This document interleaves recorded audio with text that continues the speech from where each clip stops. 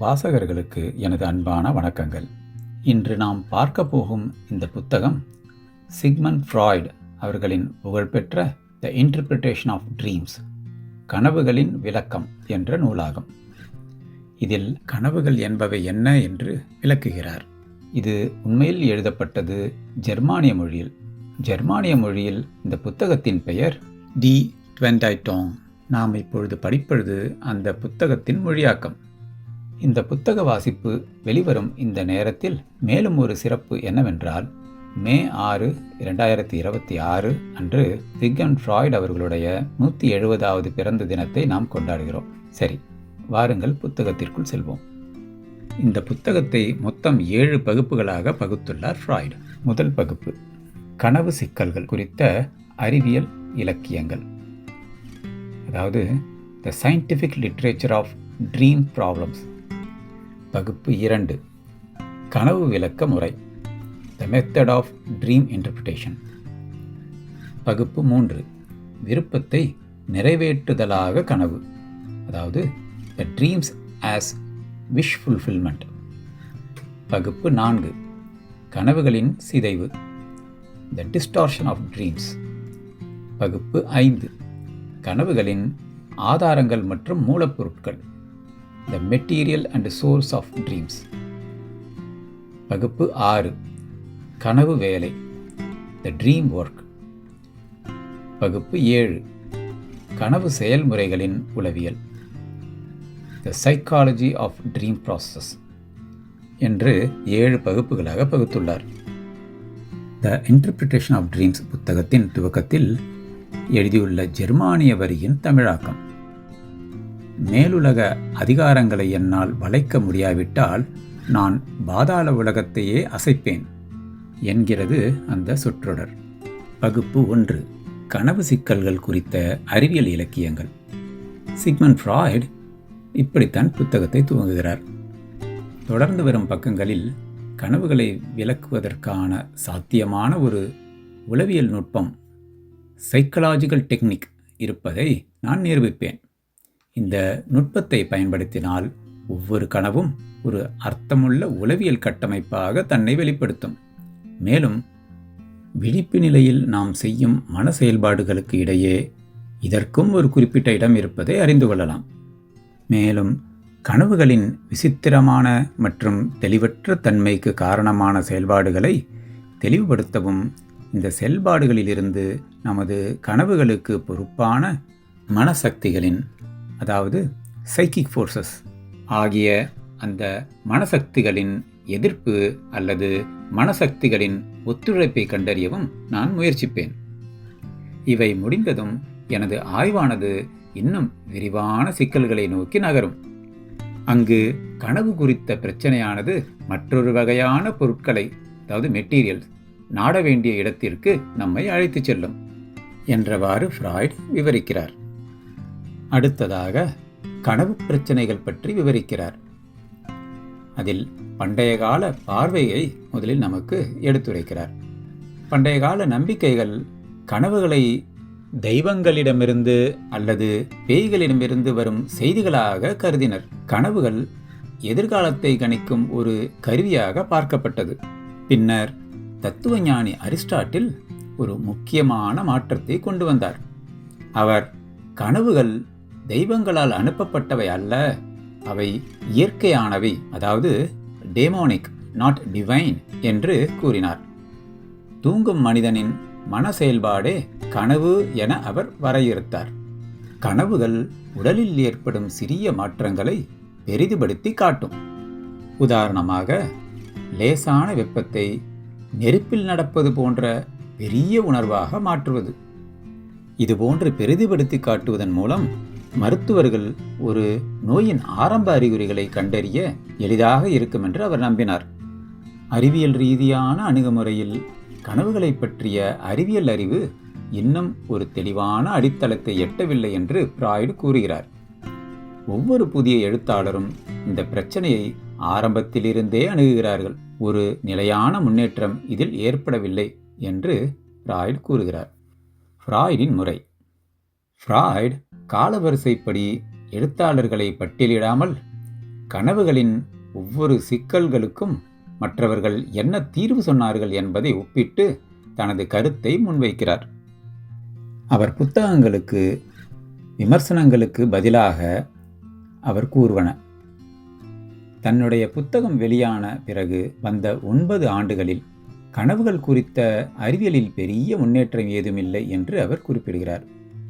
அறிவியலாளர்கள் புதிய விஷயங்களை கற்றுக்கொள்வதில் காட்டும் தயக்கத்தை அனடோல் பிரான்சிஸ் அவர்களின் வாசகமாகிய அறிஞர்களுக்கு ஆர்வம் குறைவு என்ற வாசகத்தின் மூலம் கிண்டல் செய்கிறார். தனது புத்தகத்தை பற்றி வரும் தவறான விமர்சனங்களுக்கு பதிலாக இந்த தெளிவற்ற விமர்சகர்கள் புத்தகத்தை மீண்டும் ஒருமுறை படிக்க வேண்டும் அல்லது குறைந்தபட்சம் ஒரு முறையாவது படிக்க வேண்டும் என்று அவர் கேலி செய்கிறார். பகுப்பு 2, கனவு விளக்க முறை, the method of dream interpretations. கனவுகளை விளக்குவதற்கு வரலாற்றில் 2 முக்கிய முறைகள் பயன்படுத்தப்பட்டன. ஒன்று குறியீட்டு முறை, சிம்பாலிக் மெத்தட். 2 குறியீட்டு மறைப்பு முறை, குறியீட்டு திறப்பு முறை, அதாவது சைஃபர் மெத்தட், டீகோடிங் மெத்தட். இதில் முதல் முறையாகிய குறியீட்டு முறை, இது கனவின் ஒட்டுமொத்தமான உள்ளடக்கத்தையும் ஒரு குறியீடாக பார்க்கும் முறை. உதாரணமாக, பைபிளில் ஜோசப் எகிப்திய மன்னர் கண்ட 7 கொழுத்த பசுக்கள் மற்றும் 7 மெலிந்த பசுக்கள் பற்றிய கனவை 7 ஆண்டுகள் செழிப்பு மற்றும் 7 ஆண்டுகள் பஞ்சத்திற்கான குறியீடாக விளக்கியது. இது பெரும்பாலும் எதிர்காலத்தை கணிப்பதாகவே அமைந்தது. அடுத்ததாக குறியீட்டு மறைப்பு முறை அல்லது குறியீட்டு திறப்பு முறை. இது கனவை ஒரு இரகசிய குறியீடு, அதாவது சீக்ரெட் கோட் போல கருதுகிறது. கனவில் வரும் ஒவ்வொரு பொருட்களுக்கும் ஒரு நிலையான அர்த்தம் அகராதி போல வழங்கப்பட்டிருக்கும். உதாரணமாக, கடிதம் வந்தால் வருத்தம் என்றும், இறுதி சடங்கு வந்தால் திருமண நிச்சயதார்த்தம் என்றும் ஒரு நிலையான குறியீட்டு திறவுகோலை, அதாவது கீ, வைத்து மொழிபெயர்ப்பது. ஃப்ராய்ட் பழைய முறைகளிலிருந்து ஒரு முக்கியமான புள்ளியில் வேறுபடுகிறார். பகுப்பாய்வு, அதாவது ஃப்ராக்மெண்டரி அனாலிசிஸ். கனவை ஒரு ஒட்டுமொத்தமாக பார்க்காமல் அதை சிறு சிறு துண்டுகளாக பிரிக்க வேண்டும். கனவின் ஒவ்வொரு பகுதிக்கும் தனித்தனி முக்கியத்துவம் உண்டு என்பது அவருடைய கூற்று. ஃப்ராய்ட் கனவு காண்பவரின் பங்கை முக்கியமாக கருதினார். மற்ற முறைகளின் விளக்கத்தில் ஒரு நிபுணரை நாடினர். ஆனால் ஃப்ராய்ட் கனவு கண்டவரே அந்த பிம்பங்களுடன் தனக்குள்ள மனத்தொடர்புகளை, அதாவது அசோசியேஷன்ஸ், வெளிப்படுத்த வேண்டும் என்கிறார். மேலும் ஒரே கனவு பிம்பம் ஒரு பணக்காரருக்கும் ஒரு ஏழைக்கும் அல்லது ஒரு வியாபாரிக்கும் வெவ்வேறான அர்த்தங்களை கொண்டிருக்கலாம். எனவே கனவு காண்பவரின் சமூக நிலை மற்றும் ஆளுமையை கருத்தில் கொள்வது அவசியம் என்கிறார். இதில் நமது பிறர்பாடு என்னவென்றால், கனவுகள் என்பவை வெறும் குழப்பமான பிம்பங்கள் அல்ல, அவை துண்டு துண்டான செய்திகளை கொண்ட ஒரு தொகுப்பு. ஒவ்வொரு துண்டையும் ஆராய்வதன் மூலமே கனவின் உண்மையான உட்பொருளை, அதாவது ஹிடன் மீனிங்ஸ், அடைய முடியும் என்று பிராய் நிறுவுகிறார். கனவு விளக்கத்தின் புதிய உத்தி, த நியூ டெக்னிக். மனநோய்க்கான சிகிச்சையும் கனவுகளும். ஃப்ராய்ட் முதலில் நரம்பியல் கோளாறுகள், ஹிஸ்டீரியா, போபியாஸ் கொண்ட நோயாளிகளுக்கு சிகிச்சை அளித்து வந்தார். ஜோசப் ஃப்ரூயர் என்பவரின் முறையை பின்பற்றி நோயாளிகளின் மனதில் தோன்றும் எண்ணங்களை எவ்வித தடையுமின்றி பேசச் சொன்னார். அப்போது நோயாளிகள் தங்களின் கனவுகளை பற்றியும் பேசத் தொடங்கினர். ஒரு நோயின் அறிகுறியைப் போலவே கனவும் ஒரு மன அறிகுறி, அதாவது சிம்டம் என்பதை ஃப்ராய்ட் உணர்ந்தார். கவனத்தை செலுத்தும் முறை. கனவை பகுப்பாய்வு செய்ய ஒரு தனித்துவமான மனநிலை தேவை. சுய கவனிப்பு, அதாவது செல்ஃப் அப்சர்வேஷன், மற்றும் பிரதிபலிப்பு, ரிஃப்ளெக்ஷன். சாதாரண மனநிலையில் நாம் ஒரு விஷயத்தை சிந்திக்கும் பொழுது அது தேவையற்றது என்று சில எண்ணங்களை ஒதுக்கிவிடுவோம். ஆனால் கனவு விளக்கத்தில் மனதில் தோன்றும் எல்லா எண்ணங்களையும், அவை எவ்வளவு முட்டாள்தனமாக இருந்தாலும், அப்படியே ஏற்க வேண்டும். அவர் விமர்சனங்களை கைவிடுமாறு கூறுகிறார். உங்கள் மனவாசல் காவலாளியை, அதாவது கிரிட்டிசிசம் ஆகிய உங்கள் மனவாசல் காவலாளியை தற்காலிகமாக விலக்கி வைக்க வேண்டும். அப்போதுதான் ஆழமான உண்மைகள் வெளிப்படும் என்கிறார். ஃப்ராய்டு தன் கருத்தை விளக்க கவிஞர் ஃப்ரெட்ரிக் ஷெல்லரின் ஒரு கடிதத்தை மேற்கோள் காட்டுகிறார். ஷெல்லர் கூறுகிறார், கற்பனை வளம் குறைய காரணம் உங்கள் அறிவு உங்கள் கற்பனையை வாசலிலேயே சோதித்து தடுத்து விடுவதுதான். ஒரு படைப்பாளி தனது அறிவின் காவலாளிகளை விலக்கி வைத்தால் மட்டுமே புதிய சிந்தனைகள் ஊற்றெடுக்கும். இவ்வாறு ஷில்லர் கூறுவதை ஃப்ராய்டு மேற்கோள் காட்டுகிறார். பின்னர் ஃப்ராய்டு தனது சொந்த கனவுகளை பயன்படுத்தும் ஒரு கடினமான முடிவை எடுக்கிறார். அவர் நினைக்கிறார், நோயாளிகளின் கனவுகளை உதாரணமாக சொன்னால் அது அவர்களின் நோயை பற்றிய மருத்துவ ஆய்வாக மாறிவிடும். கனவின் பொதுவான தத்துவத்தை புரிய வைக்காது. எனவே ஃப்ராய்டு தனது சொந்த கனவுகளையே ஆய்வுப் பொருளாக மாற்றுகிறார்.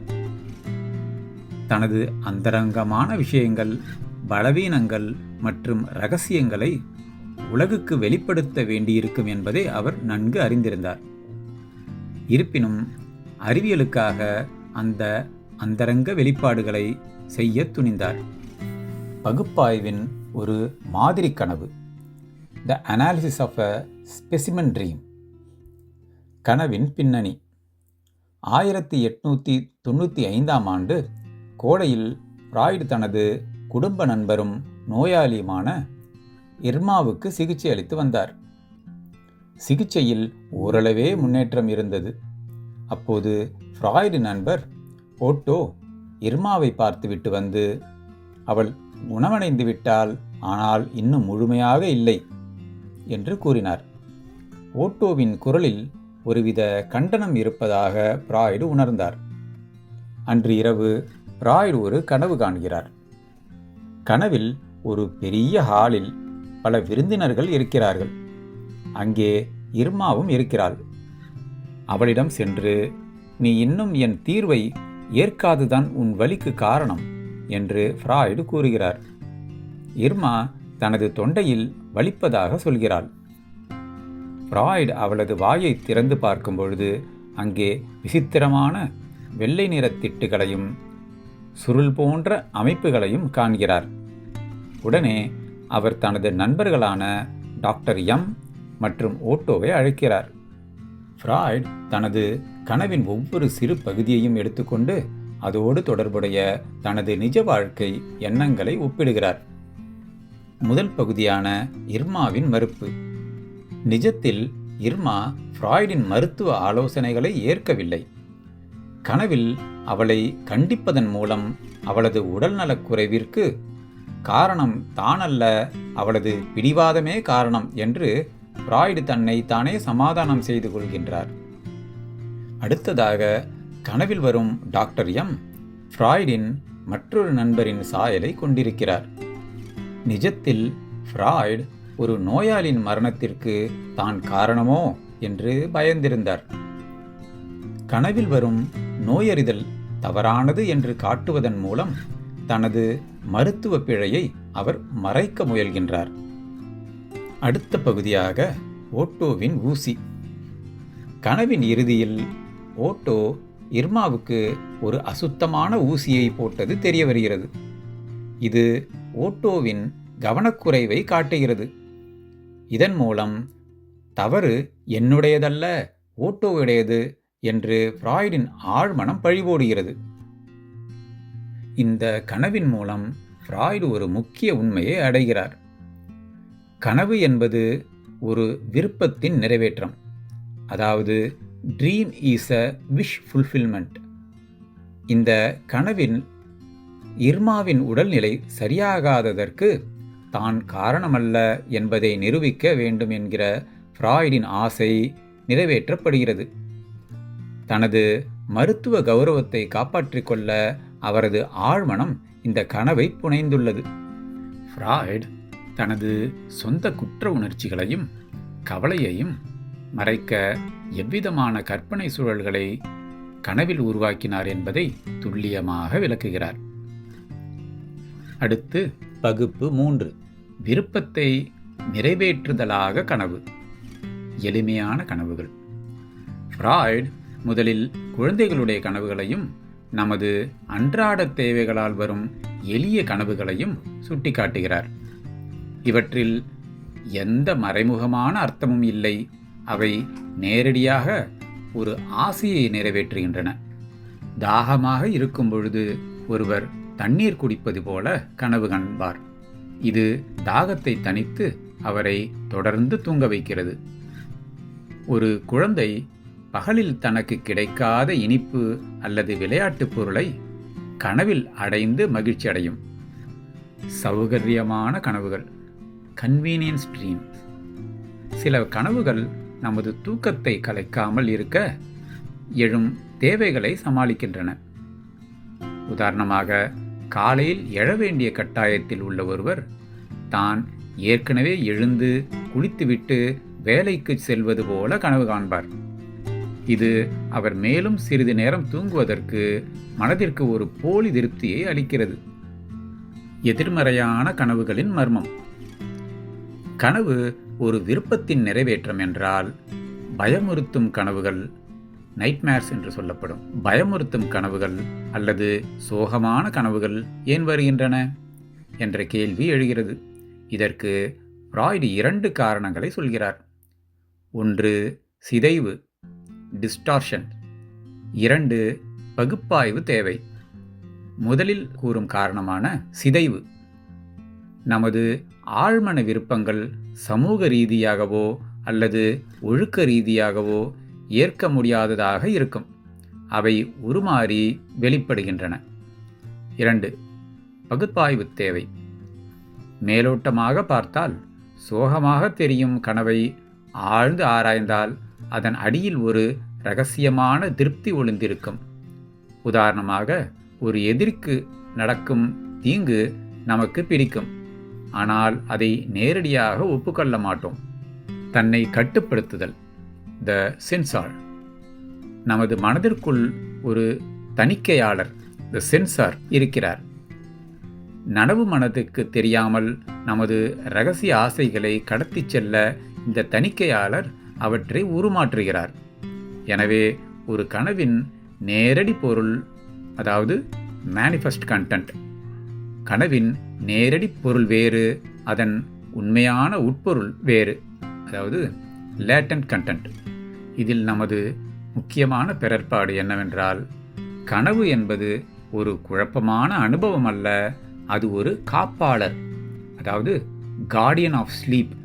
நமது தேவைகளை தூக்கத்திலேயே நிறைவேற்றி தூக்கம் தடைபடாமல் பார்த்து கொள்கிறது.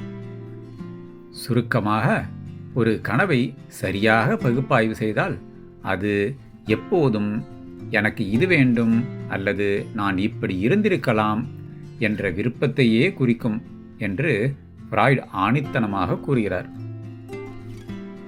பகுப்பு 4, கனவுகளில் சிதைவு, டிஸ்டார்ஷன் இன் ட்ரீம்ஸ்.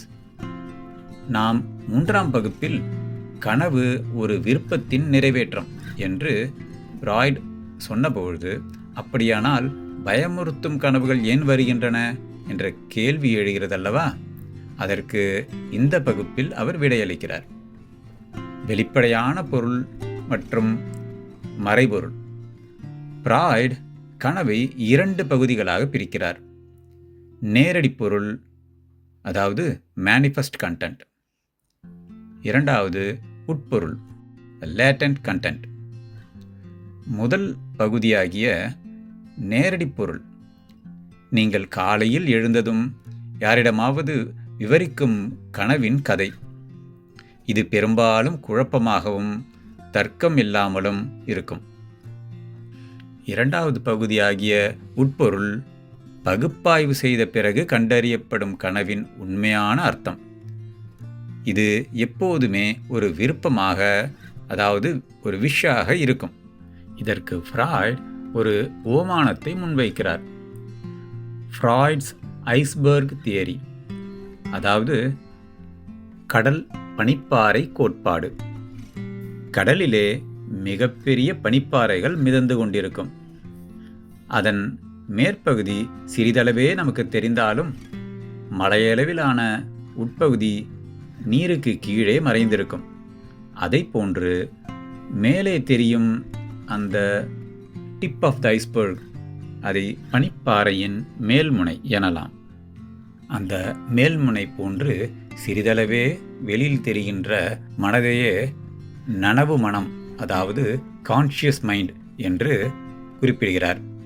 அங்கே எண்ணங்களும் உருவகங்களும் தோன்றும், அதாவது தாட்ஸ் அண்ட் பர்செப்ஷன்ஸ். இப்போது நீங்கள் எதை சிந்தித்து கொண்டிருக்கிறீர்களோ அதுவே நனவு மனம்.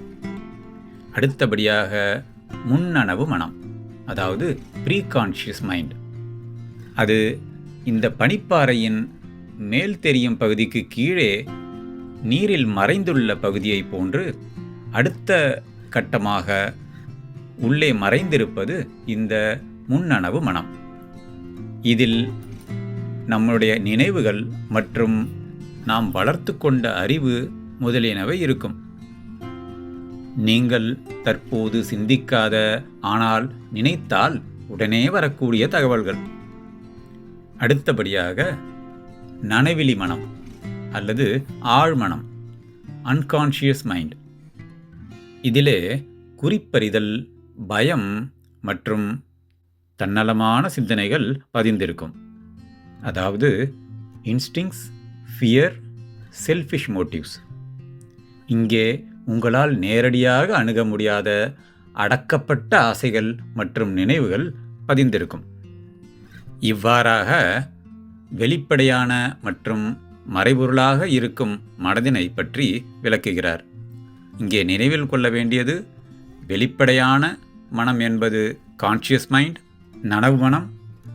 மறைபொருளாக இருக்கும் இரண்டு மனங்கள் முன்னனவு மனம் மற்றும் நனவிலி மனம், அதாவது preconscious mind and unconscious mind. அடுத்த தலைப்பு மனத்தணிக்கையாளர், த சைக்கிக் சென்சர். நமது ஆசைகள் ஏன் நேரடியாக வராமல் உருமாறி வருகின்றன என்பதற்கு ஃப்ராய்ட் ஒரு அரசியல் உதாரணத்தை சொல்கிறார். ஒரு சர்வாதிகார நாட்டில் ஒரு எழுத்தாளர் அரசாங்கத்திற்கு எதிராக எழுத விரும்பினால் அவர் அதை நேரடியாக எழுத முடியாது. அவ்வாறு எழுதினால் அந்த புத்தகம் தடை செய்யப்படும். எனவே அவர் தனது கருத்தை ஒரு கதையாகவோ அல்லது உருவகமாகவோ மாற்றி எழுதுவார். நமது மனதிற்குள்ளும் ஒரு தணிக்கையாளர் இருக்கிறார். சமூக ரீதியாக ஏற்க முடியாத நமது ஆசைகளை, உதாரணமாக வன்மம், காமம் அல்லது தர்மசங்கடமான ஆசைகள், இந்த தணிக்கையாளர் நேரடியாக அனுமதிக்க மாட்டார். எனவே அந்த ஆசைகள் சிதைக்கப்பட்டு அடையாளம் காண முடியாத வகையில் கனவில் வருகின்றன. அடுத்ததாக கவலையளிக்கும் கனவுகள், ஆங்ஸைட்டி ட்ரீம்ஸ். ஒரு கனவு ஏன் பயமுறுத்துகிறது? தணிக்கையாளர் பலவீனமாக இருக்கும்பொழுது அல்லது ஒரு ஆசை மிகவும் வலிமையாக இருக்கும்பொழுது அந்த ஆசை சிதைக்கப்படாமல் நேரடியாக வெளிப்பட முயல்கிறது. அப்போது நமது நனவு மனம், அதாவது கான்ஷியஸ் மைண்ட், அதிர்ச்சி அடைந்து அந்த ஆசையை தடுக்க முயலும்பொழுது ஏற்படும் போராட்டமே கவலை அல்லது பயமாக மாறுகிறது. சுருக்கமாக, ஒருவருக்கு கவலையை தரும் விஷயம் அவரது ஆழ்மனதிற்கு ஒரு விருப்பமாக இருக்கலாம். உதாரணமாக, ஒரு வேண்டாத நபருக்கு நடக்கும் விபத்து. ஒரு சுவாரஸ்யமான உதாரணம். ஃப்ராய்டின் நோயாளி ஒருவர், எனக்கு ஒரு விருப்பம் நிறைவேறாதது போல கனவு வந்தது. அப்படியென்றால் உங்கள் கோட்பாடு தவறா என்று கேட்டார். ஃப்ராய்ட் அதை பகுப்பாய்வு செய்தபோது தனது கோட்பாடு தவறு என்று நிரூபிக்கப்பட வேண்டும் என்று அந்த நோயாளியின் விருப்பமே அந்த கனவாக வந்திருந்தது என்பதை நிரூபித்தார். அதாவது கோட்பாடு தவறாக வேண்டும் என்ற விருப்பம் அங்கே நிறைவேறியது. இங்கே ஃப்ராய்டின் ஆளுமை கோட்பாட்டின்படி, அதாவது ஸ்ட்ரக்சரல் மாடல் ஆஃப் பர்சனாலிட்டியின்படி, மனித மனம் இட், ஈகோ மற்றும் சூப்பர் ஈகோ ஆகிய 3 பகுதிகளாக பிரிக்கப்பட்டுள்ளது. இவை ஒன்றோடொன்று தொடர்ந்து போராடிக்கொண்டே இருப்பவை. முதலாவதாக இட், ஆதிமனம் அல்லது உந்துதல். இது பிறப்பிலிருந்தே நம்மிடம் இருப்பது. இது முற்றிலும் ஆழ்மனத்தின், அதாவது அன்கான்ஷியஸ் மைண்டில் செயல்படுகிறது. இதன் செயல்பாடு யாதெனின் இது இன்பக் கொள்கையின், அதாவது ப்ளஷர் பிரின்சிபல்ஸின் படி இயங்குகிறது. அதாவது ஒரு ஆசை தோன்றினால் அது உடனே நிறைவேற வேண்டும் என்று பிடிவாதம் பிடிக்கும். இதன் குணம் யாதெனின் தர்க்கம், கால உணர்வு அல்லது ஒழுக்கம் இதற்கு தெரியாது. பசி, தாகம், பாலுணர்வு மற்றும் ஆக்ரோஷம் போன்ற அடிப்படை உணர்வுகளின் ஊற்றுக்கண் இது. அடுத்த பகுதியாக ஈகோ, தான் அல்லது நனவு மனம். இது நிஜ உலகிற்கும் இட்டுக்கும் இடையே ஒரு சமாதானத்தை உருவாக்குகிறது. இதன் செயல்பாடு யாதெனின் யதார்த்த கொள்கையின், அதாவது ரியாலிட்டி பிரின்சிபல்ஸின் படி இயங்குகிறது. இதன் குணம் யாதெனின் இட்டின் ஆசைகளை சமூகத்திற்கு ஏற்ற வகையில் எப்படி நிறைவேற்றலாம் என்று யோசிக்கும். உதாரணமாக, பசி எடுக்கும் பொழுது உணவை திருடாமல் வரிசையில் நின்று வாங்கி சாப்பிட வைப்பது இந்த ஈகோதான். இது பகுத்தறிவு கொண்டது. அடுத்ததாக 3வது பகுதியான சூப்பர் ஈகோ, அதாவது மேல்நிலை மனம் அல்லது ஒழுக்கம். இதுவே நமது மனசாட்சி, கான்சைன்ஸ். சமூகம், பெற்றோர் மற்றும் நாம் சார்ந்திருக்கும் மதம் ஆகியவற்றால் நமக்கு கற்பிக்கப்பட்ட ஒழுக்க விழுமியங்களை இது பிரதிபலிக்கிறது. இதன் செயல்பாடு யாதெனின் இது ஒழுக்க கொள்கையின், அதாவது மொராலிட்டி பிரின்சிபல்ஸின் படி இயங்குகிறது. இதன் குணம் யாதெனின் ஈகோவை வெறும் யதார்த்தமாக மட்டும் இருக்க விடாமல் மிகவும் நேர்மையாகவும் ஒழுக்கமாகவும் இருக்க வற்புறுத்துகிறது. நாம் ஏதாவது தவறு செய்ய நினைத்தால் குற்ற உணர்வை, அதாவது கில்ட் கான்ஷியஸை உருவாக்குவது இதுதான். இவற்றின் உறவுமுறை, த டைனமிக் இன்டராக்ஷன். ஒரு எளிய உதாரணத்தை கொள்வோம். நீங்கள் ஒரு கடையில் அழகான ஒரு பொருளை பார்க்கிறீர்கள். இட் இதை இப்போதே எடுத்துக்கொள், எனக்கு இது வேண்டும் என்று கூறும். சூப்பர் ஈகோ திருடுவது பாவம், இது உனக்கு தேவையற்றது, ஒழுக்கமாக இரு என்று கூறும். ஈகோ இரண்டையும் கேட்டுவிட்டு, இப்போது பணம் இல்லை, எனவே வேலைக்கு சென்று பணம் சேர்த்து அடுத்த மாதம் இதை சட்டப்பூர்வமாக வாங்கலாம் என்று கூறும். இங்கே இந்த ஈகோ தான் தணிக்கையாளராக செயல்பட்டு இட்டிலிருந்து வரும் ஆசைகளை சிதைத்து கனவுகளாக மாற்றுகிறது. இதனை ஃப்ராய்ட் மீண்டும் அழகாக இந்த கடல் பனிப்பாறை உபமானத்தை கொண்டு விளக்க முற்படுகிறார். இங்கே இந்த கடல் பனிப்பாறையின் கான்ஷியஸ், ப்ரீகான்ஷியஸ், அன்கான்ஷியஸ் என்று கூறப்படுகிற நனவு மனம், முன்னனவு மனம், நனவிலி மனம் ஆகிய 3 நிலைகளிலும் இந்த சூப்பர் ஈகோ செயல்படுகிறது. அடுத்த பகுதியாகிய ஈகோ நனவு மனத்திலும் மற்றும் முன்னனவு மனத்திலும் செயல்படுகிறது. ஆனாலும் இது இட்டோடு தொடர்பிலே இருக்கும். 3வது பகுதியாகிய ஏட் எப்பொழுதும் நனவிலி மனத்தில் மட்டுமே இயங்கும். 4 பகுப்புகளோடு இவ்வுரை நிறைவடைகிறது. மீதமுள்ள 3 பகுப்புகள் பின்வரும் காலங்களில் சிந்திப்போம் என்று கூறி, இந்த வாய்ப்பளித்த பெண்ணாடம் அறநிலையத்திற்கும் தலைப்பை தேர்ந்தெடுத்து கொடுத்த முத்துஜோதி ஐயாவிற்கும் இதனை பொறுமையோடு செவிமடுத்த தங்கள் அனைவருக்கும் என் உளமார்ந்த நன்றியை தெரிவித்துக் கொள்கிறேன்.